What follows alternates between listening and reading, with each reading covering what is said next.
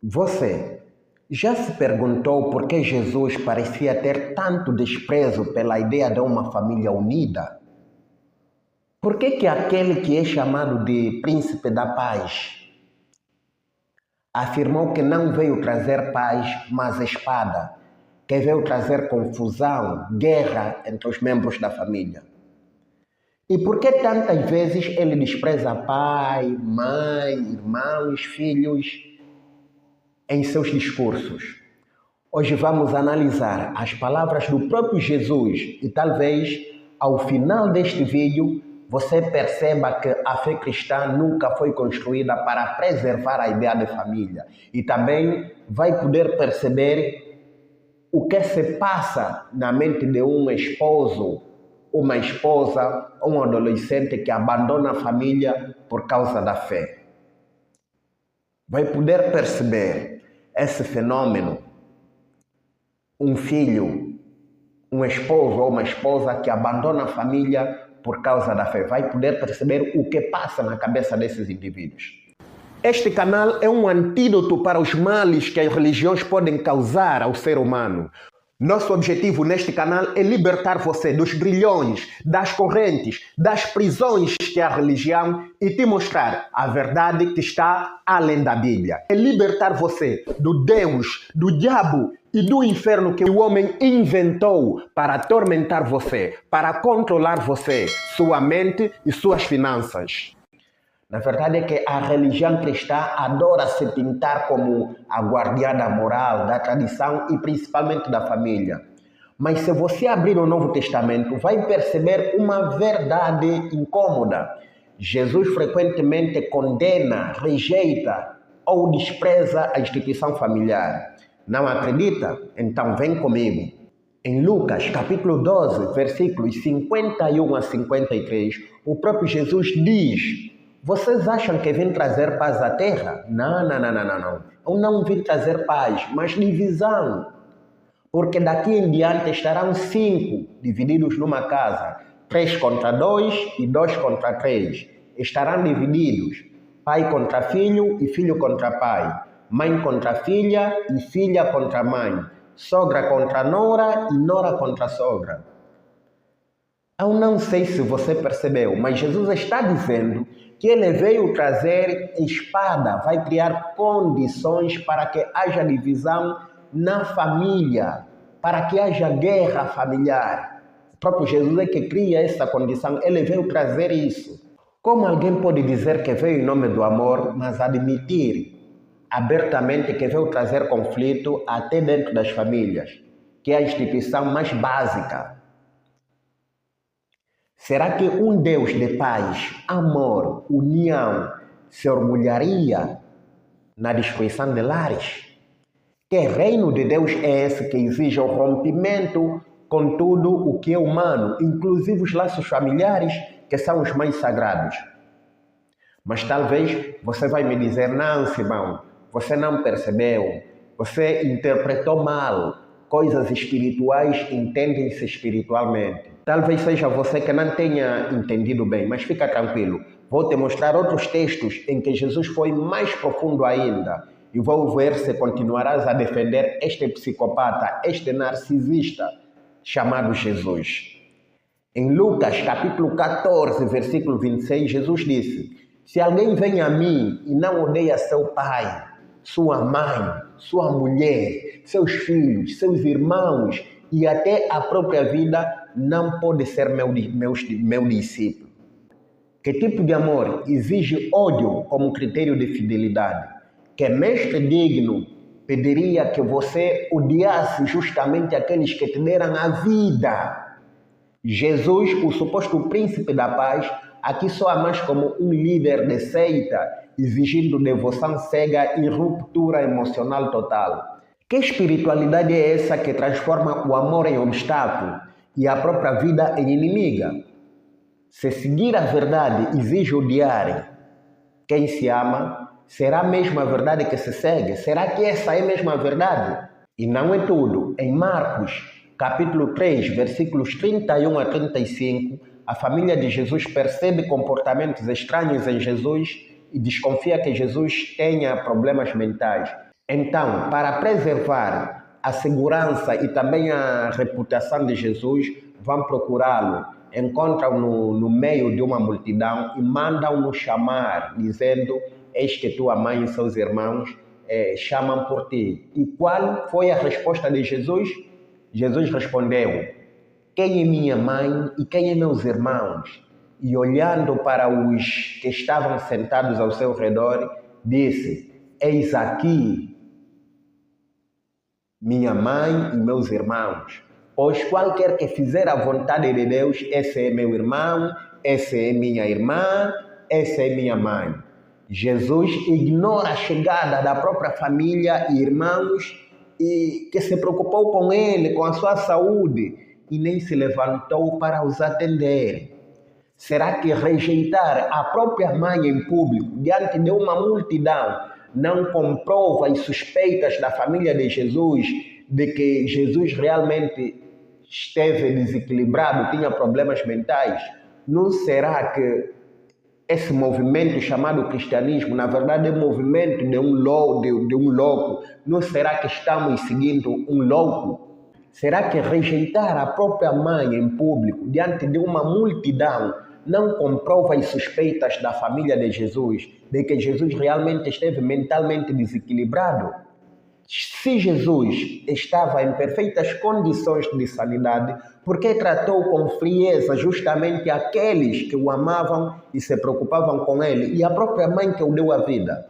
Será que essas reações não são compatíveis com os sintomas de alguém tomado por delírios de grandeza?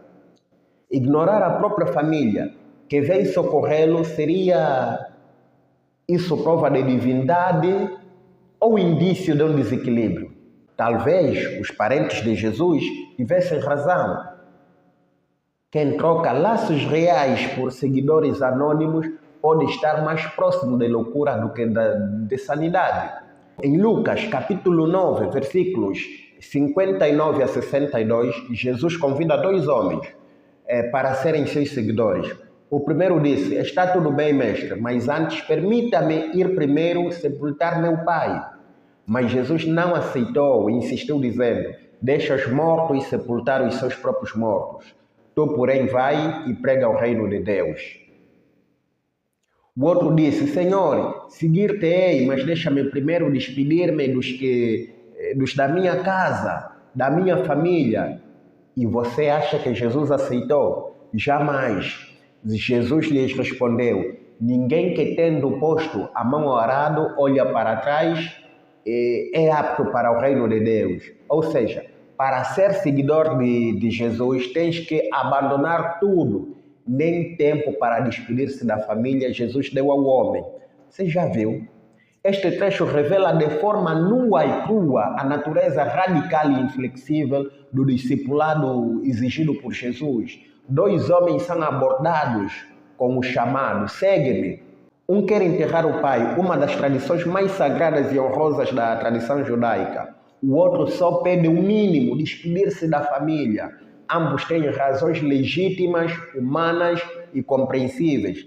Mas Jesus não só recusa, ele censura, deixa os mortos sepultar os próprios mortos. Diz a um, a outro diz: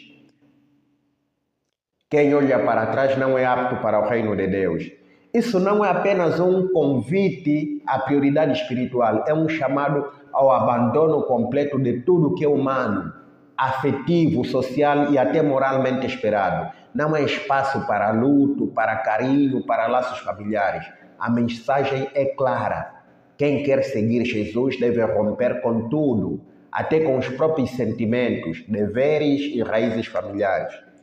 É este o amor de Cristo bíblico, um amor que cobra a renúncia total da própria humanidade para servir a um reino abstrato, onde está a empatia, onde está o respeito pela dor, pela família, pelo tempo de despedida. Onde está isso?